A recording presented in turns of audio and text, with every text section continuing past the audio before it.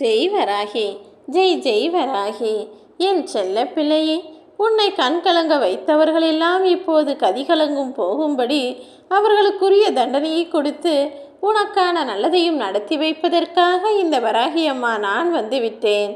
நான் உனக்கான வெற்றி வாக்கை ஆசீர்வதித்து கொடுக்கும்போது அதை வாங்க மறுத்து போய்விடாதே என் செல்லமே. இனிமேல் நீ அழுவதற்கு யாரெல்லாம் காரணமாக இருந்தார்களோ, யாரெல்லாம் நீ கஷ்டப்படுவதை பார்த்து சிரித்து மலர்ந்தார்களோ, அதற்குரிய தண்டனையை இப்போது உன் கண்முன்னால் அவர்களுக்கு கொடுக்கப் போவதை நீ பார்க்கத்தானே போகிறாய். நீ நன்றாக வாழ்ந்துவிடக்கூடாது, வாழ்க்கையில் ஜெயித்துவிடக்கூடாது என சதி செய்தவர்களும் உன் மனதை வேதனைப்படுத்தி கஷ்டப்படுத்தி நீ கண் கலங்கும்படி உன் மனதை புண்ணாய் மாற்றியவர்களும் இப்போது கண் கலங்கப்பட்டுமல்ல கதிகலங்கவும் போகிறார்கள். எல்லாவற்றையும் நீ பார்க்கத்தானே போகிறாய். என்னுடைய பிள்ளையான நீ அதிர்ஷ்டசாலியாக இருப்பதால் தான் உனக்கு துன்பத்தை கொடுத்தவர்களும் துயரத்தை கொடுத்தவர்களும் அதற்கு உரிய தண்டனையை அனுபவிக்கும் போது அதை பார்க்கக்கூடிய வாய்ப்பை உனக்கு கொடுத்திருக்கிறேன். ஏனம்மா, நீங்கள் இப்படி செய்யலாமா என நீ யோசிக்கலாம். ஆனால் உண்மை என்ன தெரியுமா?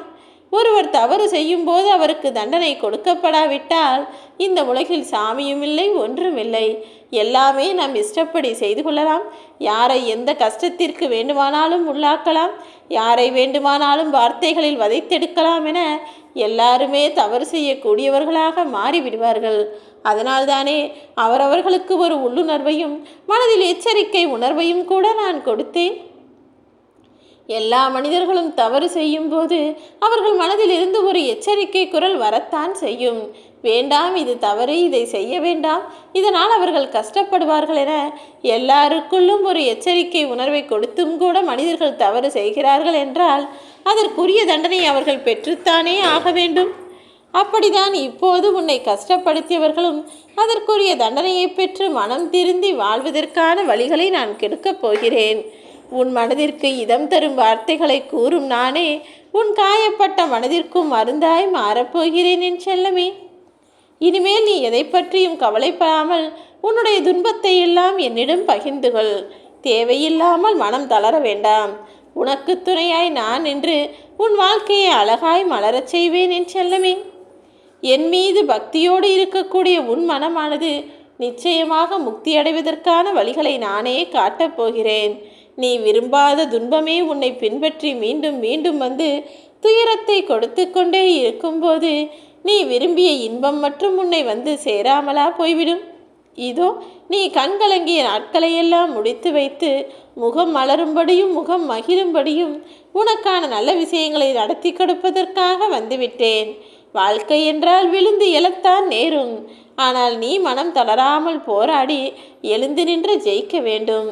அதற்கு உனக்கு தேவையான எல்லா அருளையும் நான் கொடுப்பேன் என் செல்லமே. நீ பயந்தாலும் காலம் போடும், நீ பணிந்தாலும் காலம் போடும். நீ துணிந்தால் மட்டும்தான் அது உன் பின்னால் ஓடி வரும். இழந்ததை நினைத்து வருந்த வேண்டாம். என் அருளாலும் ஆசீர்வாதத்தாலும் நீ இழந்த எல்லா விஷயங்களையும் மீண்டும் பெறப்போகிறாய். உன் கசப்பான வாழ்க்கையை இனிமையானதாக நான் மாற்றுவேன் என் செல்லமே. நான் தான் இந்த உலகத்திலேயே சிறந்தவன் என உன்னை நீயே சொல்லிக்கொள்ளும் அளவிற்கு நீ முதலில் உன்னை மதிக்க கற்றுக்கொள்ள வேண்டும். உன்னை எப்போதும் தனித்துவமாகவும் சிறப்பான ஆளாகவும் உயர்ந்த மதிப்பு உள்ளவனாகவும் நீ நினைத்தால்தானே நீ நினைத்தது போல உனக்கு எல்லா விஷயங்களையும் செய்து கொடுக்க என்னால் முடியும். உன் வாழ்க்கையை நீ எப்படி வாழ வேண்டும் என்பது உன் கையில்தான் இருக்கிறது.